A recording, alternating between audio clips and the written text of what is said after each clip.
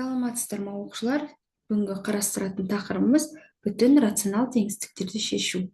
Бұл жаңа бөлім болады, яғни рационал теңістіктер деген бөлімді бастайтын боламыз. Біз осы уақытқа дейін рационал теңдеулер деген бөлімді шығарған болатынбыз, оны бітіреміз, енді рационал теңістіктерді қарастыратын боламыз. Бүгін соның ішіндегі бүтін рационал теңістіктерді шешуді үйренеміз. Бүтін рационал теңістіктер дегеніміз не? Иә, ол ең бірінші оған жатады ең қарапайым біздегі ең бірінші не? Сызықтық теңсіздіктер, иә, ең бірінші сызықтық теңсіздіктер. Одан кейін уже тағы жататын квадраттық теңсіздіктер, үшінші, төртінші, бесінші әртүрлі дәрежелі көп мүшелі теңсіздіктерді айтамыз. Так, бұл мынандай интервалдар болған кезде теңсіздіктермен қалай белгілейді дейді, иә, яғни сізге мынандай жағдай болатын болса, онда ол белгілеген уақытта қалай белгілейміз? Сан өсіне b деген нүктені белгілеп, қатаң дегенді білдіреді, қатаң теңсіздік белгісі ашып қоямыз, сосын одан үлкен деген былай болады. Ондай белгілерді білетін шығармыз, иә? Былай болса, кіші деген сияқты, x кіші деп. Так, мынау қатаң емес болатын болса, міндетті түрде сол нүктемізді не қыламыз? Бояйтын боласыздар.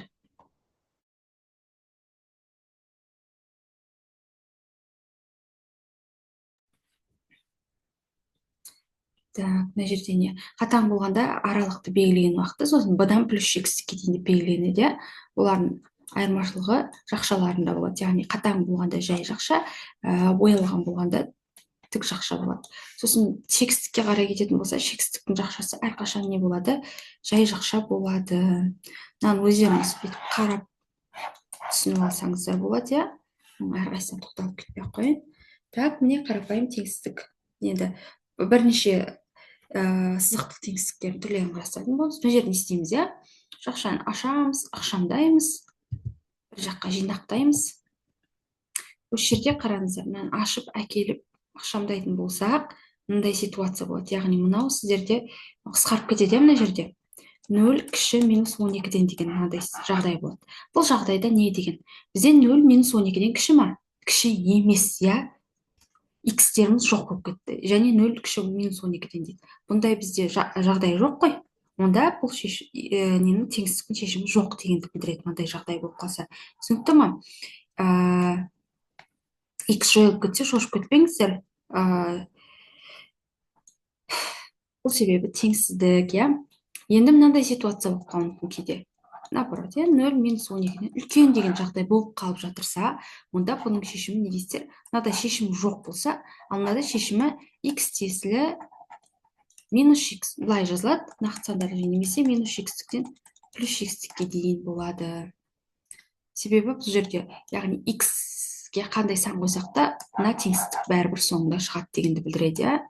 Мына жақта да сондай деген сияқты. Мынаған қарайды. Так, мына жерде бізде жақшаны ашатын болсақ, вроде квадраттық теңдеу сияқты. Мынау жақшаны ашсақ, бізде мыналар не істеп келеді екен? Қарапайым сызықтық теңсіздікке сәйкес келеді. X кіші 9-дан десе, бағана қалай белгілейміз дедік? Сан өсіне міндетті түрде салуды ұмытпайық, балалар. Салып 9-ды ашып боямаймыз. 9-дан кіші дейді, мына жақты аламыз. Сонда минус x-тен 9-ға дейін деген болады дейміз. Так, келесі теңсіздік. Мынаны ашамыз жақшаны. Балалардың барлығын енді немен көрсетіп жатырмын, балалар. Айтпақшы теңсіздікте мындай жағдай, иә? Мінекей мынаяған келді ғой. Егер x-тің теңсіздікті, жалпы теңсіздікті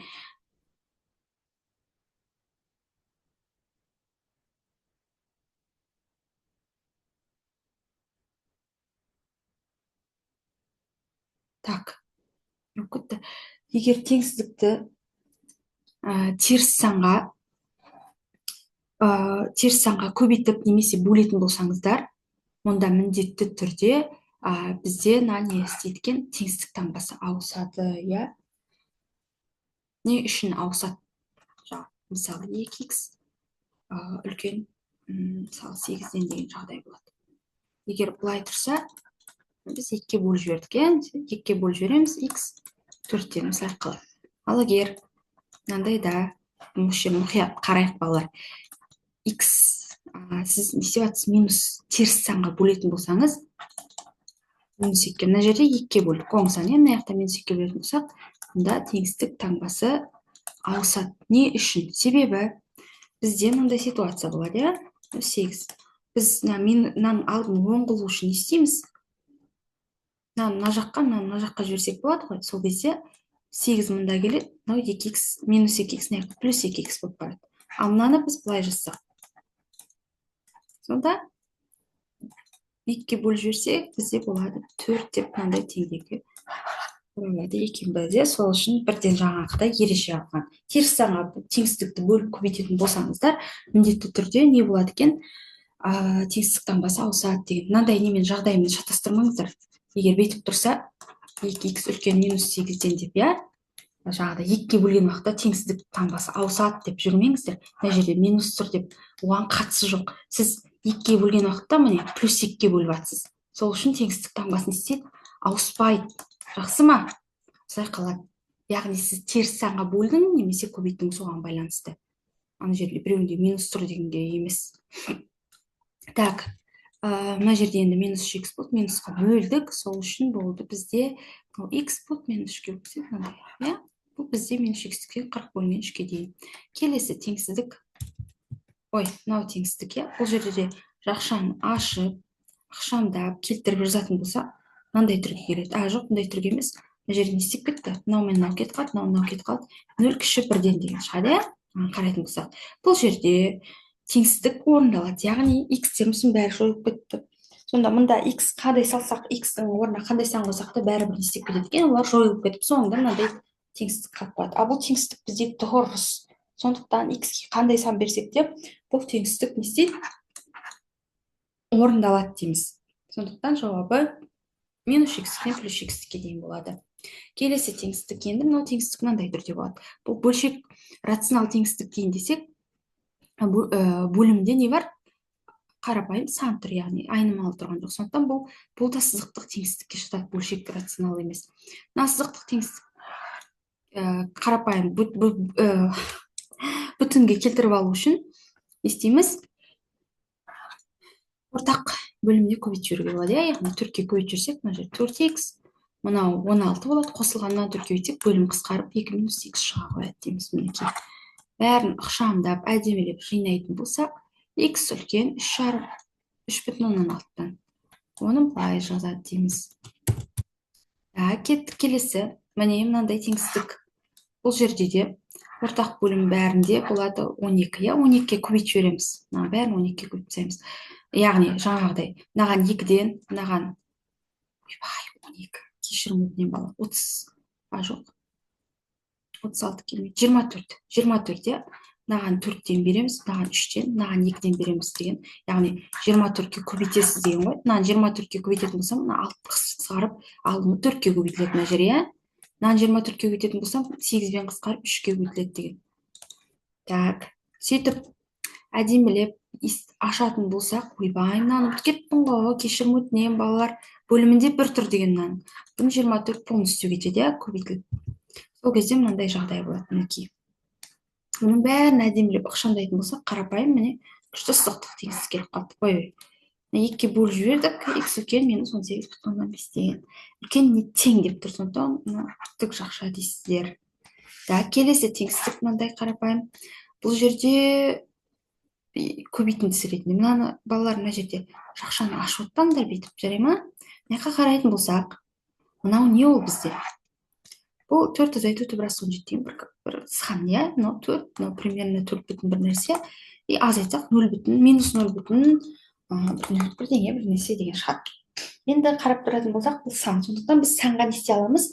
Бөліп жіберсек болады ғой, яғни екі жағында 4 минус түбірасы 17-ге бөліп жіберсек болады. Бөлуге болады, себебі бұлар сан. Сан болса бөлуге болады, как нысандай сияқты ғой.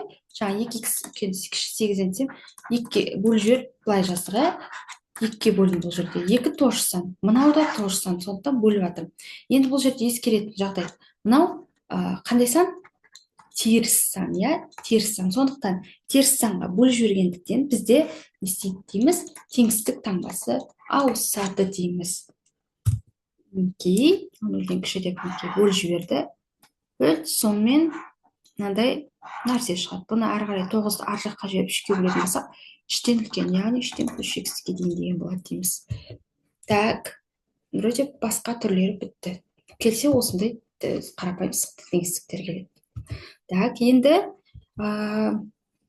енді көп мүшелік нелерге келетін болсақ, яғни квадраттық, бірнеше дәрежелі деген, иә, мынандай түрдегі нені қарастырамыз қазір теңсіздікті. Так, мысалы мен бірден көрсетейін, қалай істейді деп сондай нәрселер айтылған, иә. Мінекей, мынандай теңсіздік келеді сіздерге. Бұл теңсіздікті қалай шығарамыз дейді. Бұл жерде оқушылар мынандай нәрсе, мен бірден айтайын, істеуші болмаңыздар, иә. Көбісінің үлкен қателігі не істейді? X плюс 2 кіші нөлден, X кіші нөлден, X минус 1 кіші нөлден, X минус 2 кіші нөлден дейді. Мынандай бірдеңе білмеймін, әйтеуір ажыратып алып тастайды. Мыналарды жеке-жеке алушы болмаңыздар, жақсы ма? Олай істемейміз. Бұны не істейміз? Бұны бәрін бір жерге орналастырамыз. Яғни алдымен бәрінің түбірін тауып алуымыз керек. Яғни мына функция ретінде қарастыратын болсақ, түбірін табуымыз керек қой. Мысалы, нөлге теңестірсем, теңдеу болып шығаратын болсам, мына жерде түбірім, мына жерде минус 2 болады. Мынада 0, иә, мынанікі 1 болады, x 1 болса, мына жерде 0 болады. Мында 2. Осы сан не істеймін, мыналардың бәрін сан үстіне орналастырамын. Так, минус 2, 0, 1, 2. Так, теңсіздік менде қатаң, сондықтан ашып қояйын. Енді таңбаны қалай қоямыз? Мына жерден бұл қарапайым бүтін тұратын символ, яғни бәріне қарайтын болсақ, не? Мына жерде дәреже ештеңе жоқ, иә? Бәрі бір-бір дәрежелі.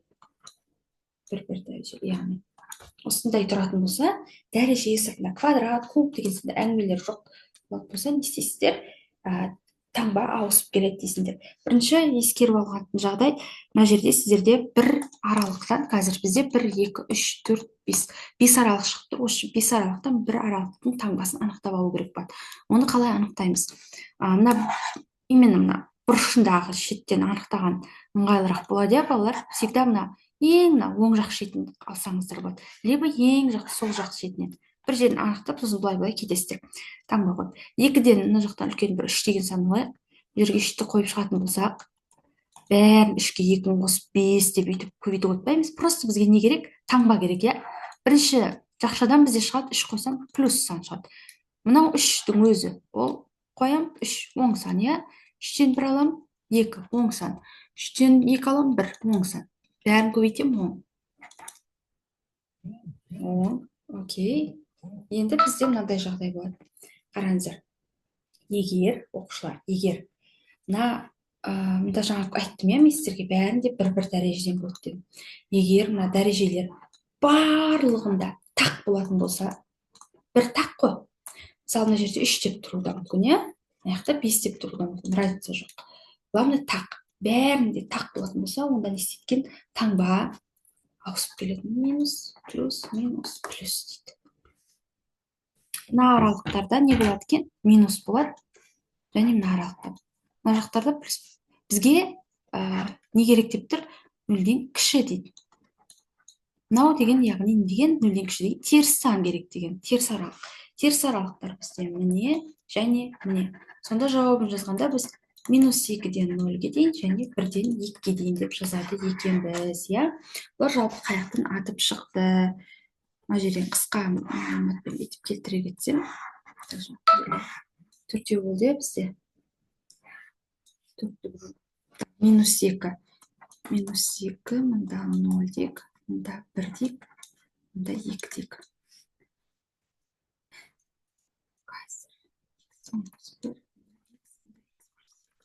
Жердің таңбасында аяқ плюс, аяқ минуста, плюс, минус, плюс, минус, плюс, минус. Так, бәрін қарастыратын болса, мына жағын плюс, мына 2-де, мына жерлері минус болады дейміз. Мына жақта 1-ден мына жағы плюс, мына жағы минус дейміз. Мына жерде мына жерлерін плюс, мына жағы минус. түбірлерін қарап көрдіңіздер ма? Түбірлеріне қатысты алып жатырмын. -2. -2 мына жағына -2-ден үлкен сандар қоятын болсам, мына теңістікте оң сан шығады. И осы жерден қараңыздар. Мына бәрін көбейтетін болсақ, міне мына плюс шығады дейміз. Плюс минус бізде минус шығады дейміз. Плюс минус плюс болады, иә? 2 минус плюс болып кетеді ғой. Мына жерде 3 минус, значит, ол минус болады. Мына жерде таңбамын ғой. 1, 2, 3, 4 минус плюс болады. Міне осы жерден мына таңбалар шығады ғой, плюс минус деген. Бұлардың бәрінен сіздер өстіп салып отпайсыздар ғой. Сондай не тапқан, егер заңдылық ойлап тапқан ғой, сонда мынандай бір неге салатын болсаңыз, түбірлердің санына қарап таңбаның қою несін ережесін табуға болады дейді, иә. Так, кеттік. Келесі мысал. Мынау да тоже түбірлерін орналастырамыз. Мынаның түбірі -0,5, мынаның түбірі 3, мынаның түбірі 6. Бұл боялады. Иә, сол үшін мына жерге бояп қоймыз. Так, -0,5, 3 және 6.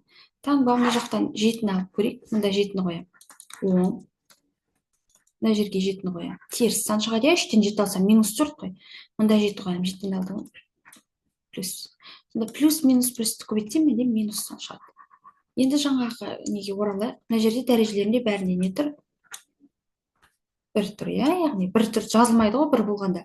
1 тұр дегенді білдіреді. Так, значит, бұлардың таңбаларын істеп ауысады дейміз. Бізге керек аралық 0-ден кіші. Мінекей және мінекей. Жауабын -0,5-тан 3-ке дейін, 6-тан плюс x-ке дейін деп жазамыз, иә. Так, тік жақша. Мінекей жауаптар. Так, келесі.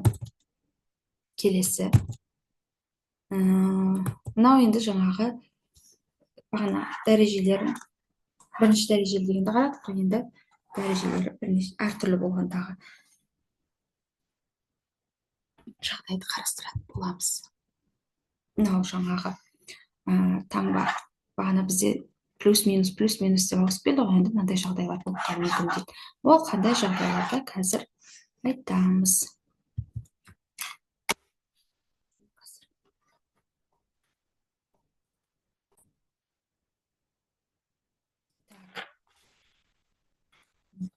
Мінекей, мына жерге қарайтын болсақ, міне 5 ойбай қысқа. 5 дәреже, 3, 2 деген нәрселер тұр, иә? Мына жерде 1 тұр дегенді білдіреді. Бұнда готовый бізге жақшаға жүктеліп тұр. Сол үшін не істейміз? Әрқайсының түбірін табамыз. Айтпақшы оқушылар, түбір тапқан уақытта мына жерде 0 тұр ғой. Иә? Соны ескеріңіздер, мына 0 тұрған 0 болу керек. Сосын барып жеке-жеке түбірлерін табасыз. Мына жақта мысалы 5 деген сан тұрса, онда жаңағыдай қылып шешіп жүрмеңіздер. Мынандай таңбаларды қойып плюс-минус деп істеуге болмайды. Обязательно мына жағында 0 тұру керек. Сол кезде ғана не жүреді? Теңістігіңіз түбірлерін тауып орналастырасыздар дегенді білдіреді. Так, мынаның түбірі бізде -3, мынанікі 3-тен 2, иә. Мынаны 0-ге теңестірсем 7, мынаны 0-ге теңестірсем -8 бөлінген 5 па? Ал енді орналастырайық мына жақта. Мында бірінші -3-ті орналастырамын. -8 бөлінген 5-ті орналастырамын. Так, ашып бояйым, себебі бізде мынандай ашық қыламын, боямайым, то есть. Сосын мына жерде бізде 3-тен 2 және 7. Ашып кетті ғой 7. Так, 7 бізде 3 рет бар, 3-тен 2 бізде 5 рет бар. Төбесіне несін жазып кетіп жатырмын. Бұлар енді көп деген, мысалы 3 жақша деген ғой, 3 рет бар. 7 деген түбіріңіз. Так, -8-ден 5 деген 2 рет және плюс 3 деген, -3 деген 1 рет бар. Ал енді қараңыздар. Так, мынаған қарайтын болсақ, бізде теңістікте таңбаға әсер етпейтін нәрсе бізде ол не ол? Қазір соны қарастырамыз. Былай жасайсыңдар. Так дәрежеліде білеміз, таңба ауысып тұратын болады. Жұп дәрежелі болатын болса, міне жұп. Түбіріңіз жұп рет кездесетін болса, онда мына жерде таңба не болады екен? Ауыспайды, яғни минус немесе плюс болады дегенді білдіреді. Сол үшін мына жерде сразу плюс деп жүрмей ақ бүйтсеңіздер болады. Қайсысын түбіріңіз жұп рет кездесті, соған мынандай бір парашют қойып қойсаңыздар болады. Мынандай, иә, парашют деп айтсақ болады. Сосын жаңағы нені ескеріп қойсам. Тек мынада 1, мынада 2, 5, 7. Все мынау ғана ғой бізде жаңағыдай несі бар. Жұп рет кездескен. Так, енді таңбаны анықтайық. Мына жақтан 8-ді алып қоямыз. Так, мына жерден плюс шығады, минус. Ойбай, мен сыртындағы несін ұмытып кеттім ғой, кешірім өтінемін. Сыртындағы дәрежесімен ескеру керек еще балалар. Мына дәрежелермен жарай ма? 8 қойсам, 8-ге 3 қостым, 11 плюс болады. 8 мына жер плюс болады, и 5 дәрежелеймін, оны плюс болады, иә? Так, мына жерге 8-ді қойдым, 7-тен 8 минус сан шығады. Минусты көптайтын болсам, минус сан шығады, иә? Так, мында 8-ді қойдым, мында плюс болады. Сонда бізде болады екен, минус сан шығады екен, иә? Все, ары қарай плюс, минус, плюс, мына нені парашют сол үшін қояды, иә? Бүйтіп қойсақ, міне таңбаларды алма кезде қоя берсек болады. Осы жерде міне таңба не істемейді, мына жерде 8 минус 5-тен 8 үшін ауыспайды деген нәрсе бар. Екі жағында да минус болды. Плюс болса, екі жағында плюс болу керек дегенді білдіреді. Бұл себебі сіздерде не үшін мынандай болды? Себебі бұл таңбаға әсер етпейді. Бұл қарайтын болса, дәрежесі жұп деген бізде оң сан дегенді білдіреді, әрқашан. Сондықтан бұл оң сан болғандықтан бізде не болады екен? Теңсіздіктің жалпы санға көбейтіп бөлген уақытта ешқандай таңбасына әсер етпейді. Таңбаға әсер ететін мыналар болады. Сол үшін таңба ауыспайды деп жазамыз, айтамыз. Енді бізге минус аралықтағы керек. Мынау керек және мына аралықты аламыз. Сонда жауабын жазғанда минус 3-тен минус 5-тен 8-ге дейін дейміз, және минус 5-тен 8-ден 3-тен 2-ге дейін дейсіздер. Осылай аласыздар жауабын. Енді мынандай жағдайға қарайық. Теңсіздік таңбасы бүйтіп тұрса, иә, ол кезде мыналар боялады ғой, боялады дейміз. Сол кезде балалар жауабын жазған уақытта мынандай қылып жазу керексіздер, иә. Но мынау не істеп тұр? Кіріп тұр ғой. Сондықтан бұның жауабын сіздер бірден минус 3-тен 2-ге дейін деп жазсаңыздар болады. Жақсы ма? Егер мынау кіріп кететін болса мына түбір. Хорошо? Сондай нәрсені ескеруді ұмытпаймыз. Так, кеттік. Келесі. Орналастырамыз. Бұны енді өздеріңіз бірінші мен не істемей, өздеріңіз орындап көріңіздер. Сосын видеоны пауза қойып қойып, иә. Сосын тексереміз. Так, мынадан 1 шығады. Мынадан 2, 3, 4, бәрі реттіліктен кетіп жатыр ғой. Так, 1, 2, 3, 4. 4 бізде 1 рет бар. 3 бізде 5 рет. 2 мынау дәреже емес оқушылар, иә. Так, 2 бізде 2 рет және 1 3 рет. Бізде парашют қоямыз, міне мынаған парашют қоямыз. Енді таңба. Мына жақтан аламыз 5 деген сан. Енді негізі таңбаны бірден қоймай-ақ тауып алса болады, балалар мына жерге плюс деп, иә. Просто ескеретін нәрсе болу керек болады. Сіздерге x-тің алды оң болса деген, бәрінде x-тің алдында оң сан тұрса, то есть x-іңіз мына жерде таңбаңыз x-тің алдында оң болса, әрқашан мындан басталады деген нәрсе бар. Так, бірақ сіздер тексеріп қойыңыздар, жарай ма? Так, плюс минус, плюс минус, плюс минус. Бізге керек аралық. Мен мынаны бүйтіп ашып істеп отырмын ғой. Бояйым, кешірім өтінемін. Бояйм. Нөлден кіші дейді, нөлден кіші аралық. Міне мынау. Мына жер енді мынау аралық екен деп не істемейміз. Енді қараңыздар. Жауабын жазғанда мына аралық екен, аралыққа кірмейді, но не істеп тұр, но боялып тұр, иә. Сондықтан бұл 2 деген жауапқа тиесілі деген білдіреді. Бұл жерге 2-ні қоятын болсақ, мысалы, мына жер 0 болады да, бүкіл өрнектің бәрін 0 қылып жібереді. Ал бізде 0 кіші немесе тең 0-ден деген теңсіздікті қанағаттандырады, яғни 0-ге тең дегенде шешіміне кіреді. Сол үшін жауабын жазғанда минус x-тен 1-ге дейін 2 өзі 2, сосын барып жақша 3-тен 4-ге дейін дейсіздер жауабын жазғанда. Мінекей. Келесі. Енді бізге әрқашан жақшаға готовый жүктеп бере бермейді ғой дайынын, иә. біз өздерің істеңдер дейді, өздерің жақшаға жүктеп алыңдар деген сияқты. Так, мынаны жүктейтін болсақ, жүктеле ма? X 2 1 минус да x минус 2 x минус 1 болады мынау.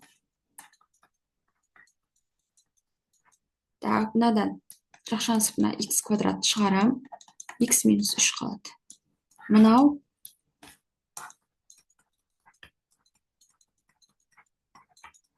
ал енді түбірлерін табатын болсақ, осы жерде қараңдар. Мында 1, мынау 2, мынанікі 0, мынанікі 3, мынанікі 2, мынанікі минус 2, иә? Мына жақта қарайтын болсақ, 2 неше рет бар? 2 рет бар, соны ескеру керек боласыздар. Орналастырайын. Так, минус 2 бар түбірі, 0 бар, 1 бар, 2 бар, 3 бар, иә?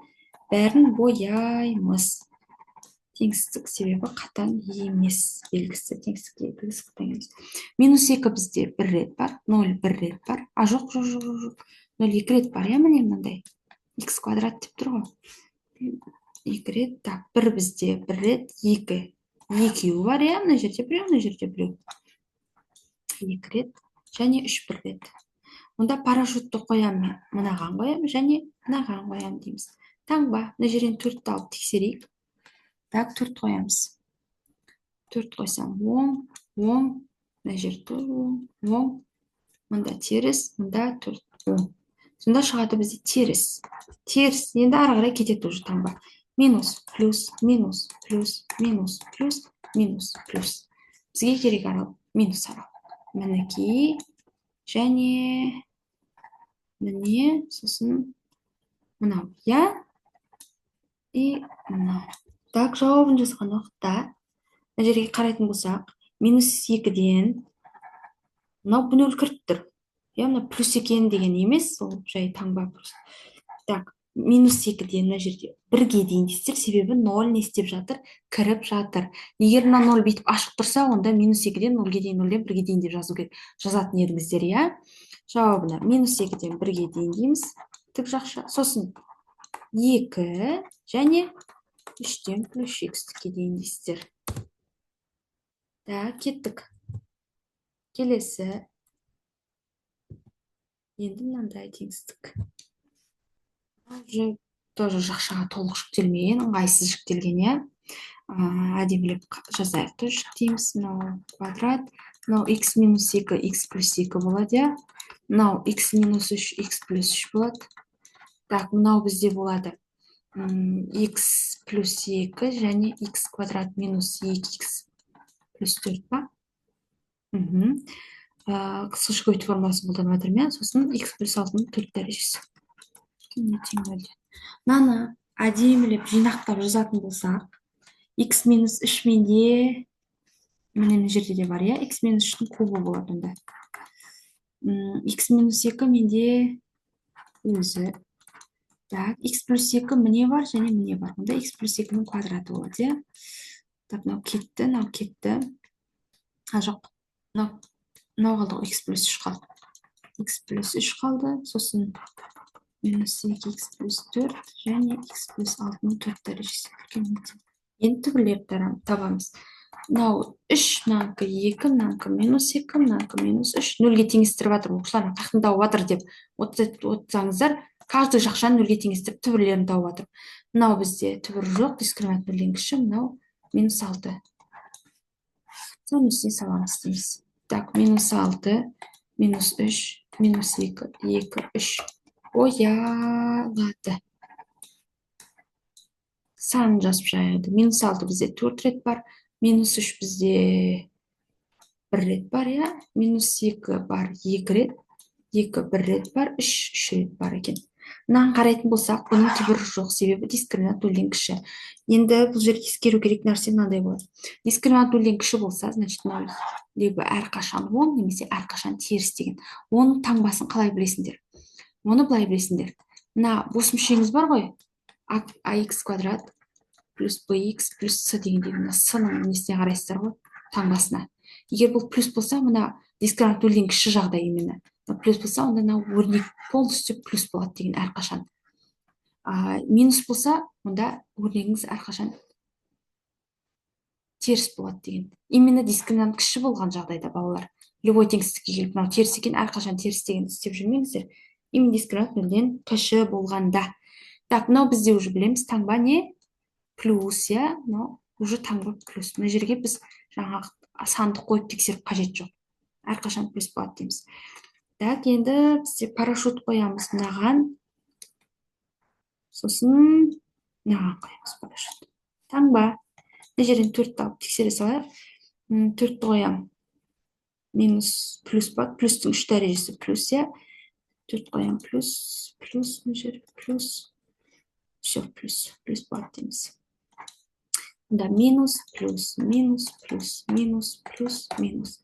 Бізге керек аралық, плюс аралық. Міне, мына бір жер, және мына бір жер. Жауабын жазған уақытта минус 6 дейміз. Минус 3-тен 2-ге дейін дейміз. Сен минус 2 не істейді? Оялып тұр, кіріп кетеді. Тік жақша. Минус 3-тен 2-ге дейін. 3-тен плюс x-ге дейін дейміз. Да, мінекей. Мына жерде қарайтын болсаңыздар, оқушылар,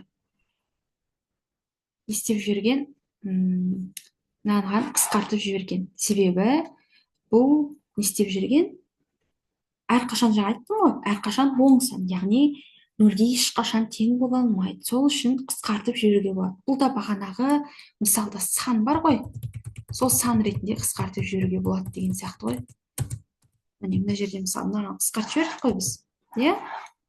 Жаңа сол ақшаңыз егер дискриминант нөлден кіші болатын болса, тоже теңсіздік тоже қысқартып жіберуге болады. Себебі ол ешқашан нөлге тең болмайды. Сондықтан бізге ол қауіпсіз болады, иә? Жалпы кез келген нәрсе қысқарта беруге болмайды деп не үшін айтамын? Себебі айнымалысы бар болса, абайлау керек. Нөлге тең болатын жағдай деген бар. Сол үшін біз сан нөлге тең бөле алмаймыз ғой, сол үшін қысқартпайды. Ал мұнда дискриминант нөлден кіші жағдай деген, ол нөл никак бола алмайды деген, иә? Сол үшін біз сенімді қысқарта бере аламыз. Так, мынау. Мына жерде қараймыз. Мына жерден түбірі 3, мынанікі плюс минус 3, иә? Уже көріп тұрмын, бізде не? 3 2 рет бар. Мынау ше, мынаның түбірі шыға ма? Бір. Дискриминант нөлден кіші ғой мына жерде, иә? Бұның таңбасы бізде онда әрқашан болады. Мынаған қарасақ, плюс. Все, мына екеуімен ғана жұмыс жасайсыздар, значит. Так, түбірі минус 3 пен 3-ті орналастырамын, бояйм. Плюс 3 бізде 2 рет бар, иә? Мынау 1 рет бар. Таңба, мына жақтан қойсақ, плюс. Ойбай, парашют қойдым кет. Так, плюс, минус. Бізге керек аралық, плюс аралық. Иә? Жауабын жазған уақытта минус 3-тен плюс x-ке дейін дейсіздер. Себебі мына боялып тұр, кіріп кетеді. Боялмай тұрса, оқушылар, онда минус 3-тен 3-ке дейін, 3-тен плюс x-ке дейін деп жазасыздар. Так, кеттік. Келесі. Ал енді мынандай теңсіздіктерге келдік. Мына жерде қарайтын болсақ, уже бәрін өзіміз жөндеп алуымыз қажет, иә? Так, бірінші мынаны жақшаны ашамыз. Ашып, так, мына жерден сразу көрсетсем қалай болады екен. Ашып, мінекей жазып келтіретін болсаңыздар, оқушылар қысқартып мынандай қарапайым сызықтық теңсіздікке келеді. Бұл теңсіздікті шеше аласыздар деп ойлаймын, сол үшін өтіп кетемін. Шығару жолым тұр. Так, мынаны қарайық. Бұны мына жағында нөлдер, онда жақша жіктеп алсақ болады, иә? Жіктеп алсақ. Так, мұнда x шығарсам, x квадрат минус 10x плюс 21 деген қалады. Так, мынаны x деймін, мынаны 7 3 минус былай істеймін, иә? Сонда x минус 7 және x минус 3 болады екен. Бұның түбірлері бізде 0, 7 және 3. Орналастырамын 0, 3, ойбай, 7. Бәрі бір-біреуден, иә, бізде дәрежелер. Так, бір-біреуден. Онда таңба бізде плюс, минус. Бізге керек аралық, плюс аралық. 0-ден 3-ке дейін, 7-ден плюс x-ке дейін дейсіздер. Келесі. О. 2x. Бір десек. 2x плюс 1, иә, 2x плюс 1. О, бізде болады 2x плюс 1-дің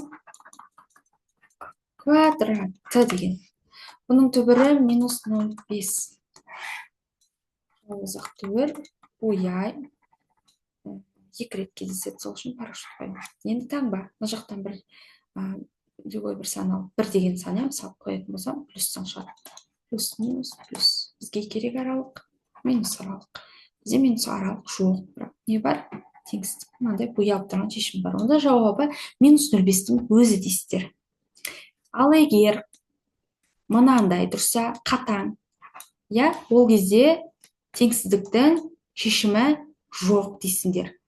Тағы қандай нелер бар еді? Бүйтіп тұрса, онда не дейміз? Мынауды кіріп тұр. X тесілі R дейсіңдер. Ал бұлай тұрса, онда X тесілі минус шексіздіктен минус 0,5-ке дейін дейсіздер. Минус 0,5-тен плюс шексіздікке дейін дейсіздер. Ал минус 0,5-тен басқасының бәрі деген ғой мына жерде, Ал мынадай теңсіздікке қарайық. Мынадай теңсіздіктер тоже келіп қалуы мүмкін. Бұл жерде балалар, теңдеуде мен айттым ғой сіздер, қысқартпаймыз, ортақ көбейткіш жақшаны сыртына шығарамыз деген. Бұл жерде де сол заңдылықты қолданасыздар. Мынаны келіп бүйтіп қысқартып, мынаумен мынаны қалдырып, бүйтіп істеуші болмаңыздар. Бұны жаңағы азайту деп алып келеміз. Азайту деп алып келсек, мына жақ былай теңсіздік қалады. Ортақ көбейткіш бізде x квадрат минус 1-дің кубы деп шығаратын болсақ, жақшаның ішінде қалады 3x квадрат плюс 1 және мынау қалады. Азайту 6 плюс 3x плюс 5x квадрат. Мінекей. Алып келіп, ортақ көбейткіш шығарып, ықшамдайтын болсам, мынандай бір нәрсе шығады. Так, мынау бізде x квадрат минус 1 деген, x минус 1 және x плюс 1 деген, сыртында куб тұрды, сондықтан x минус 1-дің кубы, x плюс 1-дің кубы деп жіктеледі жеке-жеке. Енді мынау не үшін істелетініне қатысты ақпарат айтайын, балалар.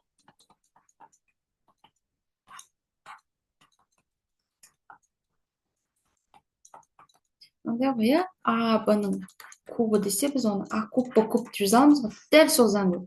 Мынаның кубы деп жеке жазасыңдар. Себебі бұл екеуінің көбейтіндісі біз x квадрат минус 1-ді береді. Так, мынаны ықшамдасақ, мынандай түрге келеді екен. Бұл бізде жақшаға жүктеледі дейміз. 8x квадрат плюс 3x минус 5. Так, жүктеледі. 8x-ті біз алсақ, так, 5-пен 3 шығару үшін 8x-ті x десек, онда 5-ті мына жерге жіберуге болады. 1 плюс болса, онда мына жерге минус қоямыз ба? Жоқ. 8. Мына жерге минус қоямыз. Бұлай болса, плюс 8x минус 5, 3x. Аха, жақшамыз болады.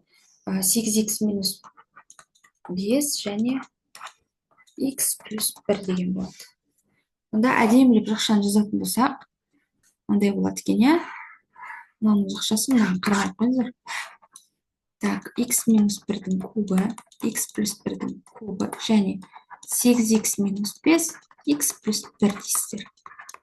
Мынаны орналастырамыз түбірлері. Так, түбірлері. Вау, мына жерде x плюс 1 мына жаққа 4-ші дәрежелі болып барады ғой, мынаны алып тастасам болады. Так, түбірлері 1, минус 1, 5 бөлінген 8. Орналастырам.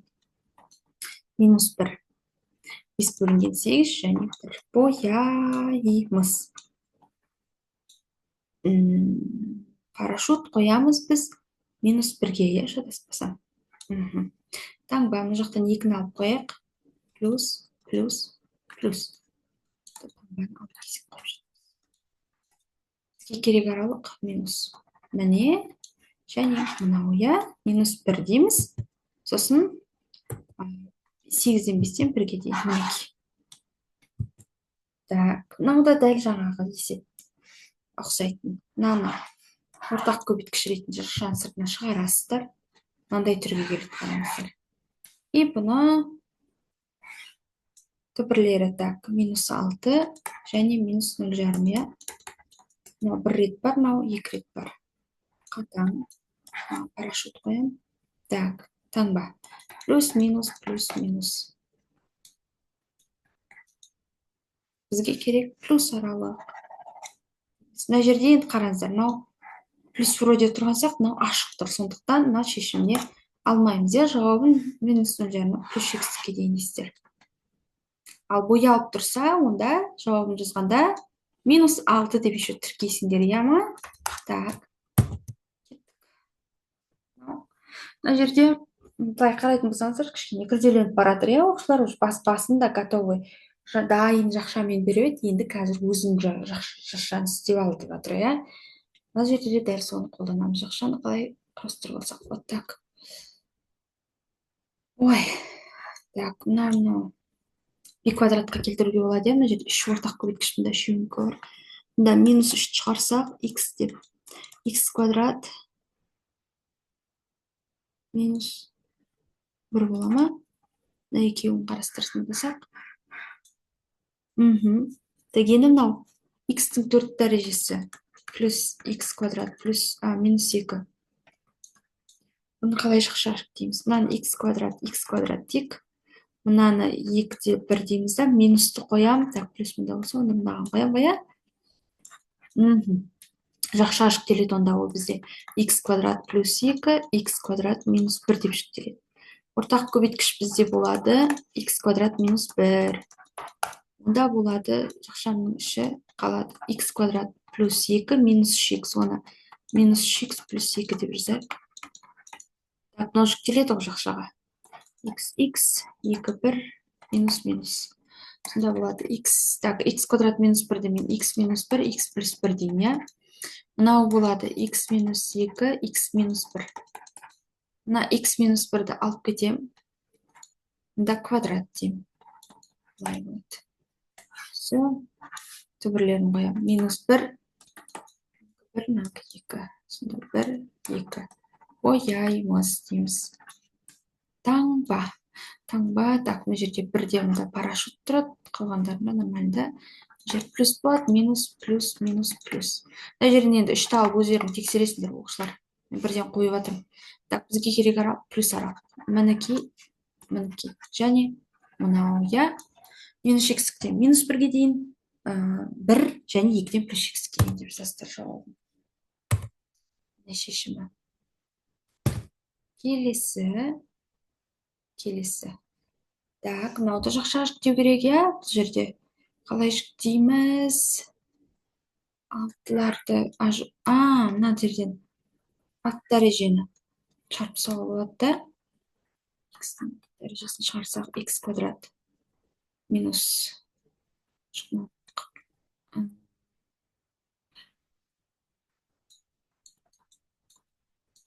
мынандай қалады ғой. Мұнда минусын шығарайық та.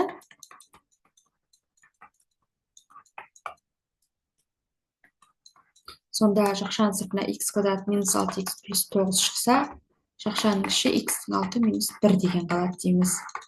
Так, әдемілеп жақшаға жүктейік. Енді мынау бізде x минус 3-тің квадраты, қысқаша көбейту формуласы. Мынау бұны x, так, x 6 минус 1-ді біз былай жазаламыз ғой, x куб минус 1, x куб плюс 1 дей аламыз, иә? Мынаның өзі жүктеледі ше бізде. X минус 1, x квадрат плюс 2x плюс 1 деп. Ой, плюс x плюс 1 кешірім. Так, көбейтілген. Мынаның өзі болады бізде x плюс 1, x квадрат минус x плюс 1. Бітті. Мына қарайтын болсақ, дискриминант мына жерде 0-ден кіші, иә, таңбаға әсер етпейді. Әрқашан не болады дейміз? Оң болады дейміз. Қысқартып жіберуге болады, мыналарды полностью мына жаққа бөліп тастауға болады. Екеуін өзара қысқартты дейміз, мына жаққа қысқартып жіберді деген жарай ма? Сонда x минус 3 мыналар ғана қалады ғой бізде. Именно. Әдемілеп жазайық. Түбірі минус 1, 1, 3. Оя алмайды дейміз. Так. Парашют бізде мынада тұрады. Все, таңба. Түртті алып көрек. Плюс шығады дейміз. Минус, плюс. Бізге керек аралық минус. Мынаны ала алмайым, минус себебі боялмаған. Жауабын минус 1-ден 1-ге дейін дейміз. Біпті, бар екен тағы. Так, мынандай жақша ашық деген x квадрат 9 бен 1 десем, минус бізде болады мынандайда да. Бұл болады сонда x квадрат минус 9, x квадрат минус 1. Ал ол жөнінде былай жіктеледі дейміз тағы. Все, мына жерге салып, таңба дегендерді қойып шығарасыздар. Кейін мынандай өтіп кетемін мен мынадан. Так, кеттік. Мында балалар айнымалы енгізіп көрдіңіздер ме? Істеген өйтіп қажет жоқ, иә, бірден мынандай сияқты болып x квадрат деп істей салсаңыздар болады. Келесі. Вот мында айнымалы енгізу керек. Мынаны жеке түбірлерін тауып істеп кетіп жүрмейміз. Себебі мына жерде 12 деген сан тұр, иә, 0 тұрған жоқ мына жерде. Сол үшін әдемілеп жүктеп алуымыз керек. Яғни 12-ні ар жаққа жіберіп жақша жүктеу керек. Мынаны қазір ашатын болсақ, өте ыңғайсыз нәрселер аламыз. Сол үшін айнымалы енгіземіз. Бұл жерде айнымалыны ана көбейткішке жүктеу деген әдіс болды ғой, тақырып соны еске түсіру керек бізге. Және теңдеуді қалай жүктейміз? Мынаны т деп алсақ, плюс 3 мен бірге алайық. Жарайды, былай ала берейік. Так, мынау т плюс 3 болады, иә? Мынау т плюс 4 болады. Азайту 12 кіші 0-ден дейді. Мынаны әдемілеп жазатын болсақ. Жақшаны ашам. Т квадрат плюс 7т. Мынау 12 болады. Мынау минус 12 мен 0 қысқарып кетеді екен. Так. Бұл жақшаға жүктейтін болсақ, т-ның жақшаны сыртына шығарам, т плюс 7 қалады. Міне, мынаны келіп бүйтіп теңсіздік таңбасын орындап кете беруге болады, бірақ қайтадан орнына қойып тексеру керек болады. Сол үшін осы жерге қоюымыз керек сразу орнына. Былай қоямыз. Мынаның орнына қойсам, x квадрат плюс x плюс 7. Мінекей. Так. Мынау не болды бізде? Дискриминант 0-ден кіші. Значит, бұны қысқартып жіберуге болады. Мына жаққа қарай. Так, мынау қалады дейміз. x квадрат плюс x кіші 0-ден. Жақшаны сыртына шығарып, әдемілеп былай жазам. Оның түбірлері 0 және минус 1. Орналастырам. Минус 1 және 0. Оялмайды. Таңба плюс минус плюс парашют ешкімде жоқ. Так, минус. Міне жауабы. Минус 1-ден 0-ге дейін дейсіздер. Вот, осындай. Осылай шығарасыздар, оқушылар. Жақсылап тұрып шығарыңыздар. 60 нәрсе есеп бермейін, сіздерге. Так, мұнда ескеретін не нәрсе бар? Жаңағына ақпаратты ұмытпаңыздар, жарай ма? Сан тұрса, теңсіздіктің интервалдар әдісін қолдануға болады осындай нәрселер. Егер мына жерде 0 тұрса, жақша жүктеліп әдемі болып тұрса ғана. Тұрмаса, онда міне мына жерде тұрған жоқ қой мысалы. Мына жерде. Оны әдемілеп келтіріп, мынандай қылып істеп алуларың керек, көрдіңдер ме? Оқушылар. Енді точно бітті. Жақсылап орындаймыз. Сосын келесі сабақта сұрақтарыңыз болса қойсаңыздар болады. Сау болыңыздар.